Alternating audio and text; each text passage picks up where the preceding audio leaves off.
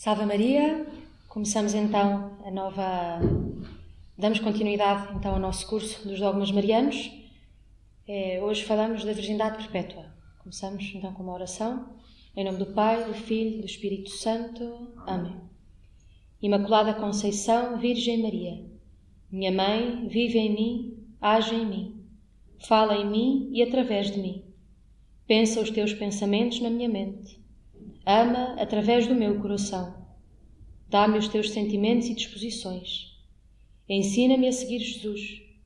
Ilumina e alarga os meus pensamentos. Corrige o meu comportamento. Possui a minha alma. Assume a minha inteira personalidade e vida, substituindo-a com a tua. Reza em mim e através de mim. Faz-me viver em ti e guarda-me sempre nesta união. Amém. Glória ao Pai, ao Filho e ao Espírito Santo, como era no princípio, agora e sempre. Amém. São João Paulo II, em nome do Pai, do Filho e do Espírito Santo. Amém. Bom, ao começar a falar então do dogma da virgindade perpétua, é importante relembrar que, como falávamos anteriormente sobre o dogma da maternidade divina, ter sempre em conta, para estes três dogmas que nos falta abordar, que o dogma da maternidade divina é o mais importante de todos e que os outros surgem como uma consequência de Nossa Senhora ter sido escolhida por Deus para ser a Mãe de Deus. Então, porque é que ela é perpetuamente virgem? Precisamente porque ela foi escolhida para ser Mãe de Deus. E é em cima do dogma da maternidade divina que se vai fundar o dogma da virgindade perpétua. E vemos então o que diz a proclamação do dogma. Se alguém não confessar, em sentido verdadeiro e próprio, segundo os santos padres, que a Santa, sempre Virgem e Imaculada Maria é Mãe de Deus, porque nos últimos tempos ela concebeu sem sêmen masculino, por obra do Espírito Santo, de modo milagroso, mas real, o próprio Deus Verbo, nascido do Pai antes de todos os séculos, e o gerou sem perder a virgindade, permanecendo íntegra a sua virgindade também depois do parto, seja anátema. O dogma da virgindade perpétua foi proclamado no Concílio de Latrão, em 649, no pontificado do Papa Martinho I. E este dogma já tinha sido implicitamente falado ou definido, de certa maneira, em outros concílios, no Concílio de Constantinopla, em 553, no pontificado do Papa Virgílio, quando o concílio escreve o chamado Anatematismo sobre os 3 capítulos e refere-se várias vezes a Nossa Senhora como a sempre Virgem Maria, ou a Santa Gloriosa Mãe de Deus e sempre Virgem Maria. E que é interessante, não é? Que apesar de não ter havido uma proclamação nos concílios anteriores, a Igreja já assumia como tal, já era uma crença da Igreja. Não, na realidade é precisamente por isso que são proclamados os dogmas, não é porque a partir daquele momento se acredita naquilo, mas porque a Igreja sempre acreditou naquilo e sempre acreditou que aquilo fazia parte da revelação divina. Diz o Catecismo da Igreja Católica sobre a virgindade perpétua no ponto 496. Desde as primeiras formulações da fé, a Igreja confessou que Jesus foi concebido exclusivamente pelo poder do Espírito Santo no seio da Virgem Maria. Então, logo aqui o princípio já nos confirma isto, desde as primeiras formulações da fé. E mais à frente vamos ver como, desde sempre, desde a antiguidade, os primeiros cristãos, os primeiros padres da Igreja, sempre afirmaram Nossa Senhora como a sempre Virgem Maria.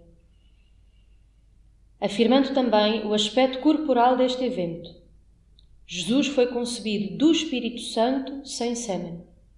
Os padres veem na concepção virginal o sinal de que foi verdadeiramente o Filho de Deus que veio numa humanidade como a nossa. E depois o Catecismo continua e cita Santo Inácio de Antioquia. Estais firmemente convencidos acerca de Nosso Senhor, que é verdadeiramente da raça de David segundo a carne, Filho de Deus segundo a vontade e o poder de Deus, verdadeiramente nascido de uma virgem. O dogma da virgindade de Maria era já desde a antiguidade uma afirmação corrente entre os padres da Igreja, então desde sempre. Os padres da Igreja, ali nos primeiros séculos, não tinham medo nenhum de afirmar que Nossa Senhora era virgem antes, durante e depois do parto.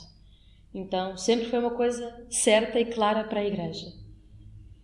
E um único motivo os conduzia a essa afirmação. E aqui, como já tínhamos visto no dogma da maternidade divina, e para quem ainda não foi ver a primeira etapa do curso, convido a que comece pela primeira palestra para ajudar no seguimento, voltamos outra vez, e sempre será assim em tudo aquilo que é relativo a Nossa Senhora, às verdades fundamentais sobre Cristo. Porque daí deriva tudo sobre Nossa Senhora. Então, um único motivo conduzia os padres da Igreja a essa afirmação: garantir a sobrenaturalidade da conceição do Filho de Deus, ou seja, foi concebido por obra e graça do Espírito Santo, resguardando assim o cumprimento da profecia e a credibilidade da Sagrada Escritura neotestamentária. Qual o cumprimento da profecia? Eis que uma virgem conceberá e dará à luz um filho. A grande questão da antiguidade sobre a virgindade de Maria era a defesa da divindade de Cristo e da união das duas naturezas, humana e divina, e que isto vimos bastante quando falámos da maternidade divina.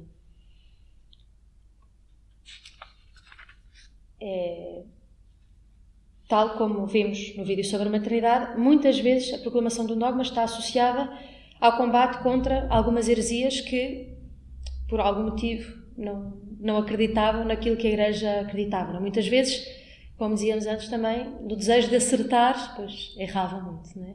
E depois o problema era que não aceitavam as correções da Igreja e se mantinham ali firmes no erro, e então aí eram proclamadas heresias. No caso da virgindade perpétua de Maria, ou em conexão com ela, não exatamente contra a virgindade perpétua, como vamos ver em algumas circunstâncias, mas em casos que estariam diretamente relacionados com a questão da virgindade de Nossa Senhora, deparamos com extremos que, por um lado, negam a divindade de Cristo, por outro lado, a sua humanidade e, em alguns casos, acreditam nas duas, mas separam as duas naturezas, como se elas não coubessem as duas ao mesmo tempo na pessoa de Cristo.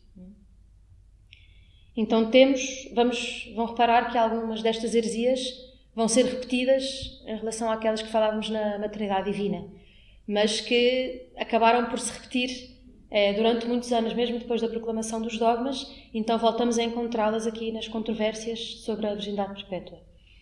Os adocionistas, que acreditavam que Jesus teria sido um ser humano sobre o qual desceu no batismo do Jordão o Espírito profético. Isto já tínhamos visto na questão da maternidade divina, não é? Então, depois de Jesus ser batizado, desce sobre ele o Espírito Santo, este é o meu filho muito amado. Pronto, então acreditavam que ali Jesus tinha recebido, um homem muito bom, ali tinha recebido a filiação divina, no fundo como a nossa, como filhos adotivos de Deus, e não ele como sendo o filho eterno do Pai, gerado desde toda a eternidade.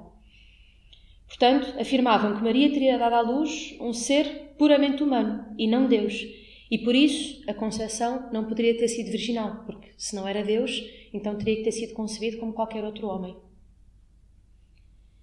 Depois, os ebionistas aceitavam Jesus como Cristo, mas não como Filho de Deus, e por isso negavam a maternidade divina.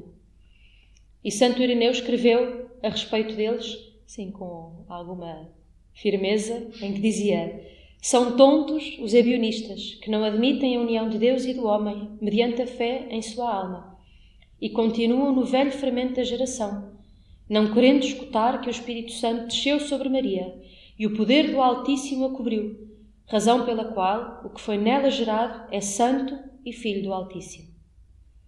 Depois temos o docetismo gnóstico, em que afirmavam que Jesus só teve um corpo aparente, e que Maria foi só um canal pelo qual Jesus passou. Negavam uma verdadeira geração e uma verdadeira carne que o Verbo assumira de Maria. Então, na realidade, aqui nega-se a encarnação. Se o corpo é só aparente, então só aparentemente é que Deus encarnou e, por isso, só aparentemente sofreu a paixão, morreu e ressuscitou. Era tudo aparência. Uma outra vertente dizia que o Logos, Cristo, teria descido sobre o ser humano eleito de Jesus, que teria sido concebido da união de Maria e José. Claro, porque se seria, por um lado, o corpo aparente, por outro, não teria o Verbo encarnado no seio de Maria só depois, então não haveria maneira dela ser virgem, teria que ter concebido de uma união natural entre homem e mulher. E para permanecer nesta afirmação, a única maneira era negar toda a parte do Evangelho da infância de Jesus segundo São Lucas, porque lá está provado claramente tudo, não é? O anjo que anuncia, como será isso se não conheço o homem? O Espírito Santo virá sobre ti. Está lá tudo muito claro, não é? Então, a única maneira de eu permanecer nesta heresia é, não, eu nego este bocado do Evangelho. Depois temos a crítica judaica, que defendia que o Messias nasceria de forma natural, fruto da união de homem e mulher, e que o Messias não seria Deus, né? Que seria um homem muito bom, com certeza ungido por Deus, com uma missão especial que lhe foi dada por Deus, mas uma missão essencialmente política, de libertar o povo de Israel da opressão que vivia, e seria o guia justo do povo de Israel, o que governaria justamente o povo de Israel. E por isso negavam a concepção virginal e a obra divina realizada em Maria. Claro, se o Messias não seria Deus, seria um homem muito abençoado por Deus, mas não exatamente Deus, então Deus não tinha feito a sua obra em Maria. Ele teria que a fazer naquele que seria o Messias que eles esperavam e que esperam até hoje ainda. Depois encontramos Celso, filósofo pagão, que a partir da perspectiva racionalista negava tudo o que fosse contra as leis da natureza. Então, seria um absurdo afirmar uma concepção virginal e muito menos uma concepção por obra do Espírito Santo. Então, completamente fora de questão tudo isso. Depois encontramos ainda a controvérsia escriturária. A partir do questionamento sobre a afirmação da virgindade, tendo em vista algumas passagens que negam a virgindade perpétua, mas são visões superficiais sobre o texto sagrado, fora de uma contextualização abrangente. E como vamos ver um bocadinho mais à frente, aqui a controvérsia escriturária vai falar, por exemplo, dos irmãos de Jesus, quando fala no Evangelho que a sua mãe e os seus irmãos vieram ter com ele, quando refere aquela passagem da Sagrada Escritura que diz que no fundo, que diz que como se Nossa Senhora tivesse permanecido virgem até coabitar com José. Como se esse coabitar significasse uma relação sexual em vez de um viverem juntos na mesma casa, não é? Que na realidade é o que quer dizer essa passagem da Sagrada Escritura. Então, eles com a própria Sagrada Escritura tentavam contrapor a virgindade perpétua. Escreve o padre Rafael Linhares Pinto no seu compêndio de Mariologia. O desenvolvimento teológico do dogma da virgindade perpétua, que foi aprovado no Concílio de Latrão em 649, tem como pano de fundo a condenação da heresia monotelista, que já tínhamos visto também na maternidade divina. Uma heresia que se opunha ao nestorianismo, que foi combatido no Concílio de Éfeso, e que afirmava que em Cristo havia uma só natureza, a divina. Nestório afirmava que em Cristo havia duas naturezas, mas que era impossível de se juntarem. Era como se fosse... Em alguns momentos ele tinha natureza divina, outros momentos natureza humana. Era assim uma mistura um bocado esquisita. Mas a heresia monotelista não. Dizia que havia em Cristo uma só natureza e que era a natureza divina. E que esta natureza teria absorvido a natureza humana.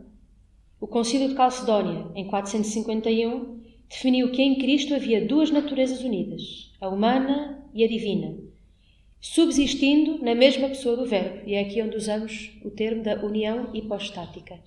Duas naturezas unidas numa mesma hipóstase, ou seja, numa mesma pessoa, duas naturezas. Mas a heresia continuou popularmente viva, até que foi preciso, em 649, convocar um sínodo para definir e condenar tal heresia, que ainda trazia discórdias e divisões à fé verdadeira. E é interessante nós vermos aqui, portanto, hoje em dia as coisas com muita facilidade saem. Não é? Se a Igreja proclama alguma coisa, se o Papa diz alguma coisa, em 10 minutos aquilo está no site do Vaticano. Então, com muita facilidade, no mundo inteiro se recebe a informação no instante de tudo aquilo que foi proclamado, ou que foi dito, ou o que seja, que tenha sido dito pela Igreja, não é? Pelo magistério da Igreja. Naquele tempo não. Então, até que algo que tinha sido proclamado pelo Papa ou em algum concílio chegasse às diferentes igrejas, digamos assim, onde havia cristãos, quer dizer, levava anos, muitas vezes. E enquanto isso, as heresias continuavam a ser propagadas e enraizadas no povo de Deus. Quando chega a notícia de que tal coisa é heresia, aquilo está tão enraizado e as pessoas estão de tal maneira fincadas naquilo que ou tinham uma fé muito firme e que diziam, não, se a Igreja diz isto, então isto é o que é para seguir e aquilo que eu tenho aprendido até agora está errado, ou então até que aquilo fosse combatido dentro daquela igreja local, digamos assim, era muito mais complicado. Então por isso vemos como tantas heresias se arrastaram tanto tempo, primeiro porque os próprios hereges que as defendiam bateram o pé e não queriam aceitar a correção que a Igreja lhes fazia. E depois que o próprio povo ia acreditando naquilo que lhes era ensinado. Não é? Então, por isso vemos heresias a arrastarem-se por tanto tempo. E em tantos lugares. Consequentemente, define-se o dogma da virgindade perpétua. Continua o Padre Rafael. Dogma intimamente relacionado com a heresia corrente, que negava a humanidade de Cristo, afirmando que em Cristo só havia a vontade divina, pois a natureza divina havia absorvido a natureza humana. Proclama-se então a virgindade perpétua, que é um dado profundamente unido à compreensão das duas naturezas. Ou seja, ela gerou verdadeiramente o Filho de Deus eterno, como o Pai, ou seja, que existe desde toda a eternidade, esse mesmo Filho de Deus que assume a natureza humana e que nasce dela. Então, por isso, ela pode ser Mãe de Deus, mas também Virgem. Como vamos ver mais à frente, Deus não vai romper, não vai violar a sua virgindade. Com isso, Maria é proclamada Virgem antes do parto, para dizer que o fruto do ventre dela é obra de Deus, Virgem no parto, para dizer que aquele que nasceu é Deus, pois não corrompeu a Virgem Mãe, e depois do parto, para dizer que ele é o primogênito, não só do pai, mas também da mãe. Porque ela foi preparada só para ele. Ela foi preparada para que dela nascesse o Filho de Deus. E aqui há também uma abertura para o dogma da Imaculada Conceição, porque ela foi preparada, ou seja, antecipadamente preparada, para ser, então, a Mãe de Deus. Para não ter mancha, para poder acolher no seu seio o Filho de Deus. E depois isto vamos ver melhor na próxima palestra. Diz ainda o Catecismo da Igreja Católica: a virgindade de Maria manifesta a iniciativa absoluta de Deus na encarnação. Isto é muito bonito de ver. A iniciativa absoluta de Deus na encarnação. Não foi Maria que se uniu a José ou qualquer outro homem para ter um filho, e nem tão pouco a iniciativa partiu de Maria no sentido de pedir muito a Deus: por favor, faz lá encarnar em mim o Filho de Deus, faz lá nascer de mim o Messias. Não, ela esteve sempre inteiramente aberta àquilo que Deus quisesse fazer nela. Mas a iniciativa é sempre de Deus e ela corresponde a esta iniciativa. É muito bonito ver isto, a abertura total de Maria ao plano de Deus. Jesus tem um só Pai, continua o Catecismo, e que é Deus. A natureza humana que ele assumiu nunca o afastou do Pai. Por natureza, filho de seu Pai, segundo a divindade. Por natureza, filho da sua mãe, segundo a humanidade. Mas propriamente filho de Deus nas suas duas naturezas.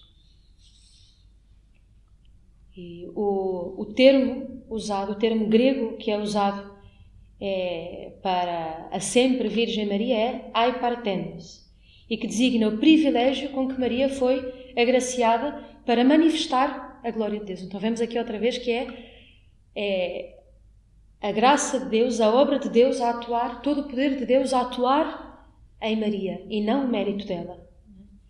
Então o privilégio com que ela foi agraciada. Porquê? Porque ela era muito boazinha. Bom, de facto, ela também era muito boa, muito virtuosa e tudo mais, não é? Toda santa, sem pecado, mas para manifestar a glória de Deus. Para manifestar a glória de Deus. E aqui de novo vemos, a iniciativa é de Deus, não dela, não do homem. Nela, o próprio Deus proporcionou a concepção e o parto virginal e depois preservou-a para sempre na sua integridade e pureza. Por natureza, a virgindade exclui-se, a maternidade exclui-se com a virgindade. Isso fisicamente falando. Mas Deus, na sua infinita bondade, quis, pelo seu divino poder, porque para Deus nada é impossível, tornar Maria virgem e mãe. Diz São Bernardo de Claraval, num dos seus sermões sobre Nossa Senhora: Mas em Maria existe algo ainda maior de que se deve admirar: a fecundidade unida à virgindade. De facto, jamais se ouviu dizer que uma mulher fosse ao mesmo tempo mãe e virgem. Bela união, continua São Bernardo, bela união da virgindade com a humildade. Como agrada a Deus a alma, na qual a humildade engrandece a virgindade e a virgindade adorna a humildade. Quanta veneração pensas que mereça aquela cuja humildade é engrandecida pela fecundidade e cuja virgindade é consagrada pela maternidade?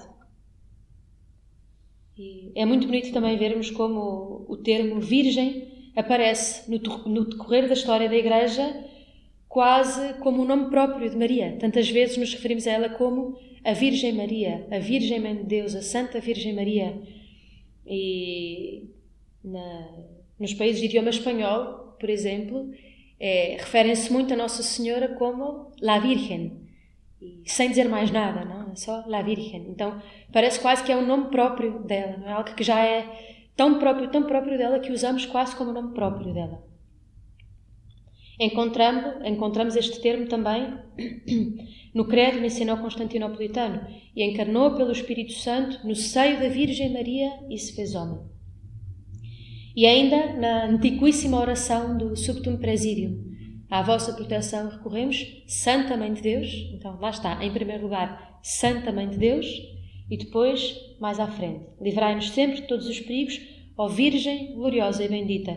Ter em conta que esta oração é das primeiras orações que se tem conhecimento do povo cristão à Virgem Maria. Estima-se que tenha sido mais ou menos do século III, IV. Então, desde sempre, desde toda a antiguidade, o povo cristão acredita na virgindade perpétua de Nossa Senhora. E esta doutrina de fé perpassa os séculos, ou seja, desde os primeiros séculos da Igreja até à sua proclamação definitiva a 649. Vamos agora ver as razões de conveniência da virgindade perpétua, essencialmente apresentadas por São Tomás de Aquino, que vai dando as várias razões de conveniência para Nossa Senhora ser virgem antes do parto, no parto e depois do parto. Então, virgem antes do parto, em primeiro lugar. Maria foi virgem antes do parto. Isso a Sagrada Escritura afirma claramente.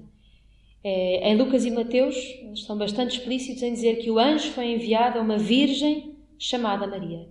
E depois Maria reafirma isto perguntando como se daria isto se ela não conhecia homem algum. E depois temos o testemunho de São Mateus, que diz que antes de morarem juntos, ou antes de coabitarem, Maria ficou grávida pela ação do Espírito Santo. E em seguida o evangelista cita a profecia de Isaías: eis que uma virgem conceberá, e dizendo que tudo isto deveria acontecer para que se cumprisse a profecia. Ou seja, que a virgem deveria conceber e dar à luz o Emanuel, o Salvador do mundo, o Salvador do povo judeu e de toda a humanidade. São Tomás apresenta-nos então as razões de conveniência para a virgindade de Nossa Senhora antes do parto. Primeira, convém que ele, que é filho natural de Deus, não tenha pai na terra, que tenha um único pai no céu. Segunda, o Verbo, que foi concebido eternamente na mais alta pureza espiritual, desde toda a eternidade no seio da Trindade, teve de também ser concebido virginalmente quando se fez carne. Justamente para que aquele que tinha sido concebido na maior pureza, que é a pureza da Trindade, não perdesse, de certa maneira, essa pureza sublime na qual havia sido concebido desde toda a eternidade. Terceiro, para que a natureza humana do Salvador estivesse isenta do pecado original, convinha que não fosse concebido, como sucede de ordinário, por via seminal, senão por uma conceição virginal. E aqui também nos vai ajudar, depois, quando chegarmos à questão da Imaculada Conceição, de perceber isto, não é? Que da mesma maneira que a natureza, que era conveniente que a natureza humana do Salvador estivesse isenta do pecado original, então não só ele teria que ser concebido de forma virginal, mas ele teria que habitar num seio virginal, que não estivesse maculado pelo pecado. Então aqui entra também a Imaculada Conceição. E por fim, ao nascer segundo a carne de uma virgem, Cristo nos indica que os membros do seu corpo místico deviam nascer segundo o espírito da Igreja Virginal.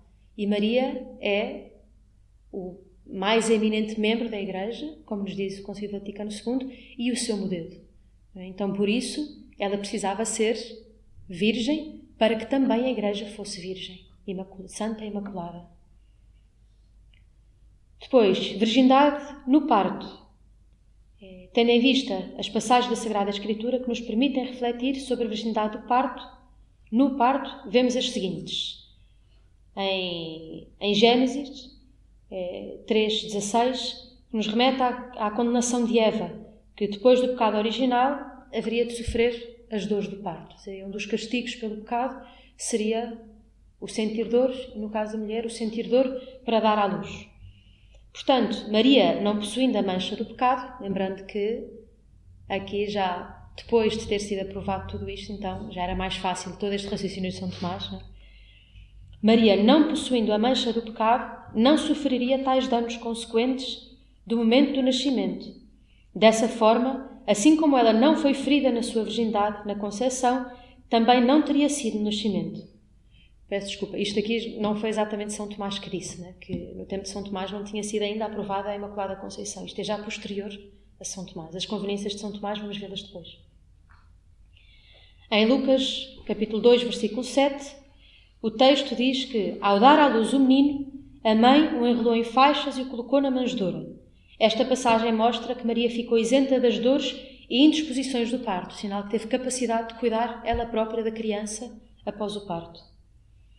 E em João 20,19, é a passagem que diz que os discípulos estavam de portas fechadas quando Jesus se pôs no meio deles.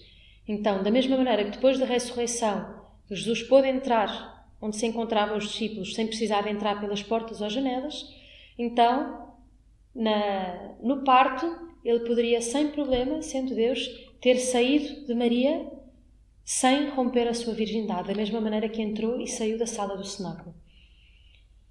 E foi com esta passagem que o Papa Gregório Magno afirmou: o corpo do Senhor, após a ressurreição, entrou onde se achavam os discípulos, passando por portas fechadas.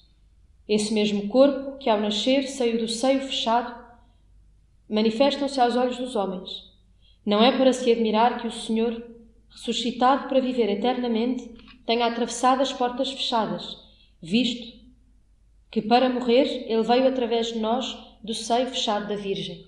Então, para ele poder morrer e depois ressuscitar e entrar na sala fechada, ele primeiro precisou de sair do seio fechado da Virgem, daquele seio sem mácula e que ele não poderia romper.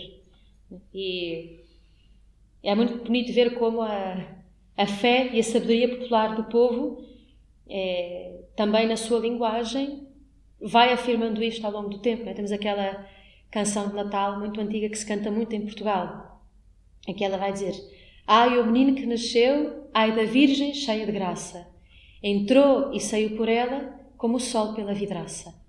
Então, por exemplo, até vinha no carro para conversar com a irmã que se pomos a mão, por exemplo, temos o vidro do carro e o sol estava a bater mesmo de frente. Quer dizer, eu ponho a minha mão, vejo a mão iluminada pelo sol e sinto o calor do sol.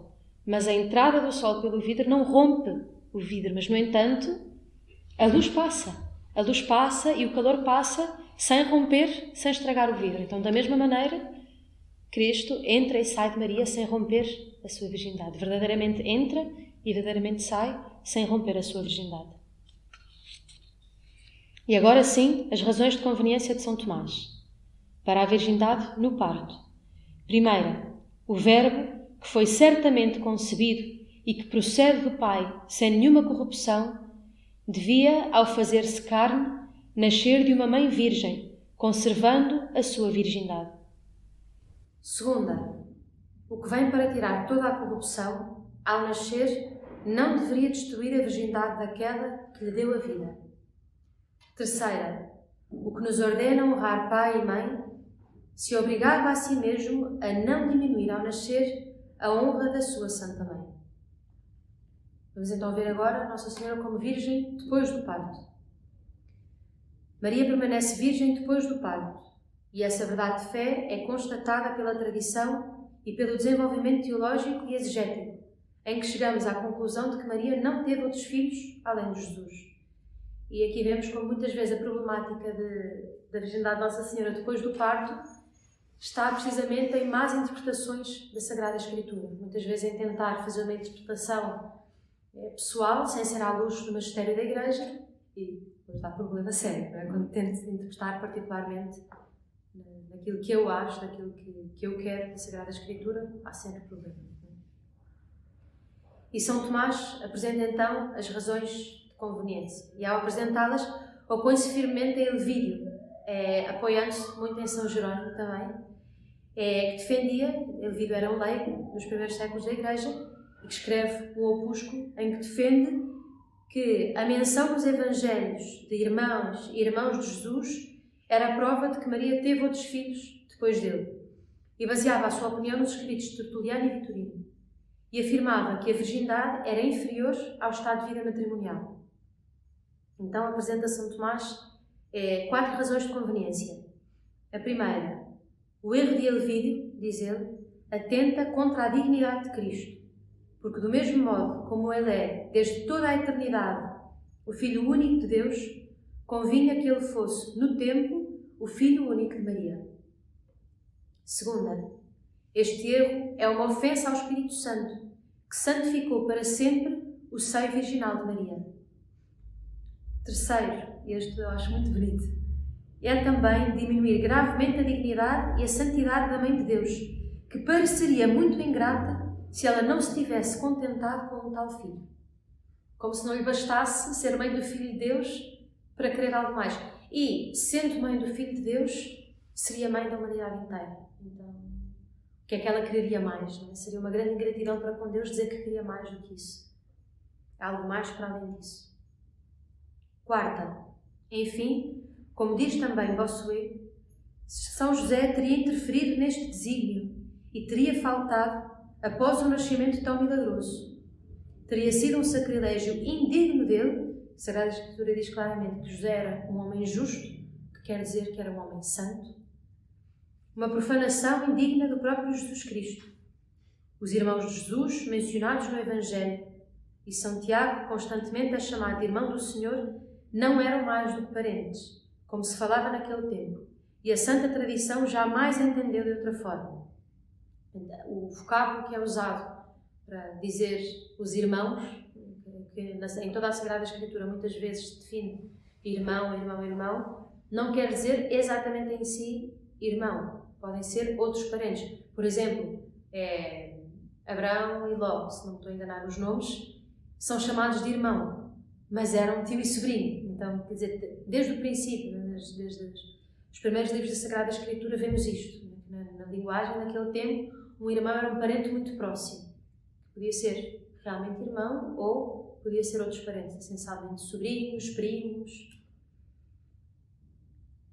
Diz o padre Garrigou Lagrange, no livro A Mãe do Salvador e a Nossa Vida Interior, que os trabalhos recentes dos exegetas católicos contra os racionalistas contemporâneos confirmaram estes testemunhos. E depois, ainda Garrigou Lagrange cita o artigo do Dicionário da Apologética e afirma: a palavra irmão tomava-se entre os hebreus no sentido de parente.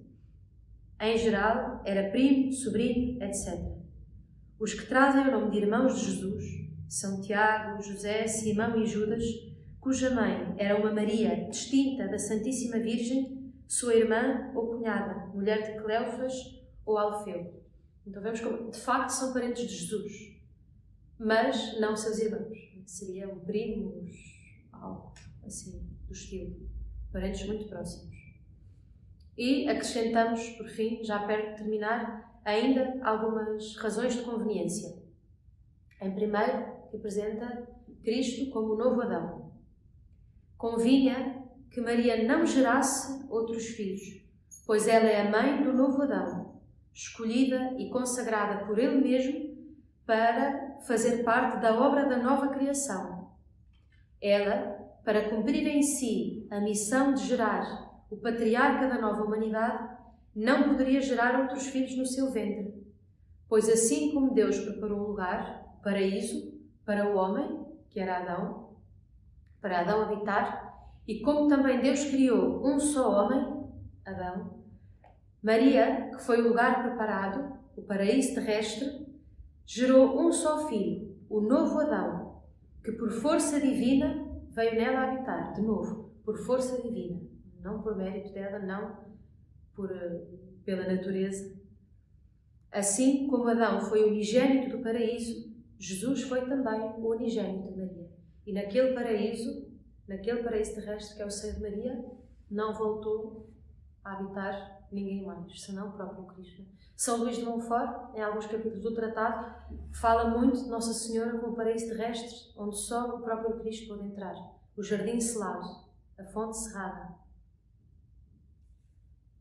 Outra razão de conveniência, a fidelidade esponsal ao Espírito Santo. Convinha que Maria, sendo esposa do Espírito Santo, permanecesse fiel até ao fim a esse casamento divino. Porquê? Precisamente porque ela concebeu por obra e graça do Espírito Santo, que veio sobre ela. E por fim, a consagração a Deus, o fiat de Nossa Senhora a Deus.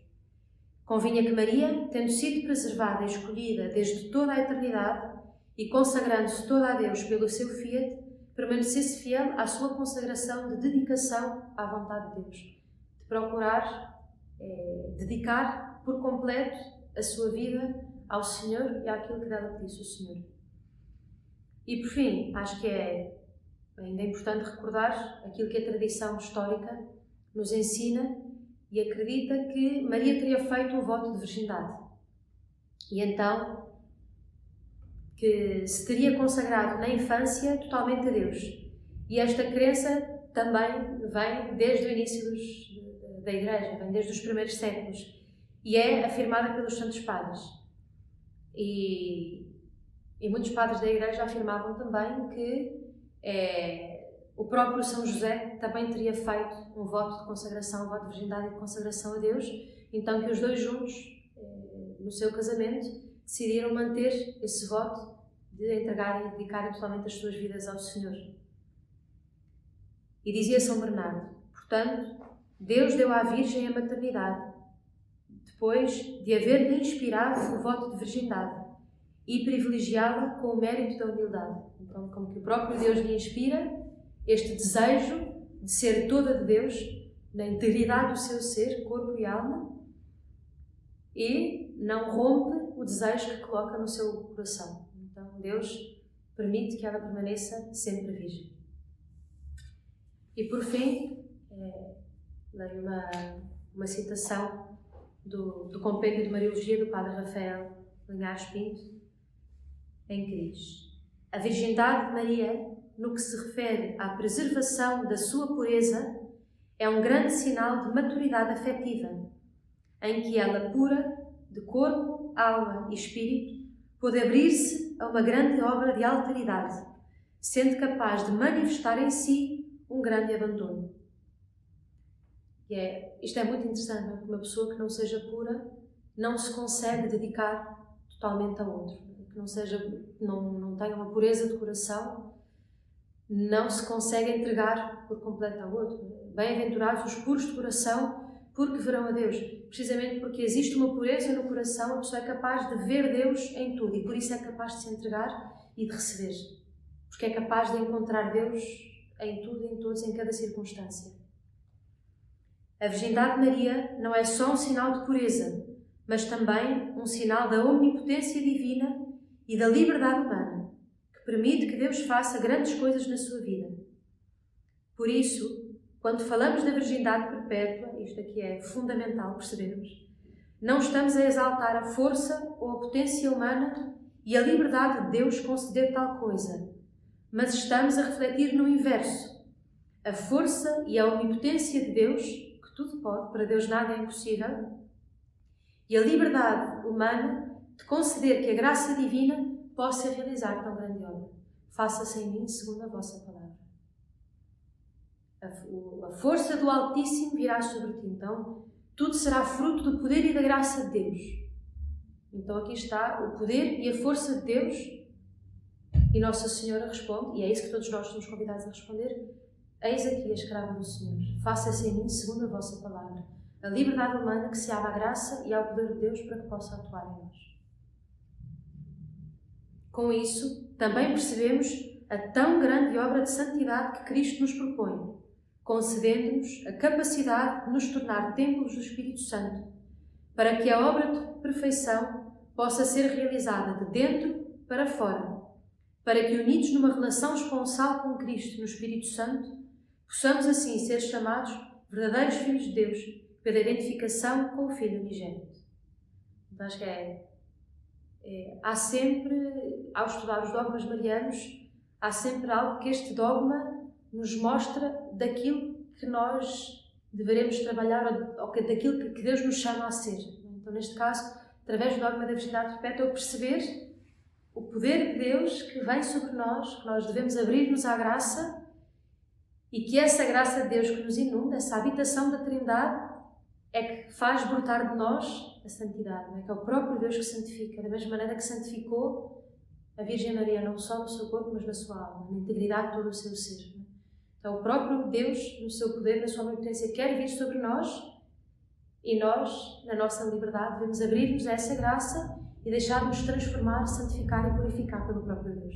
E assim, então, se dará a santidade.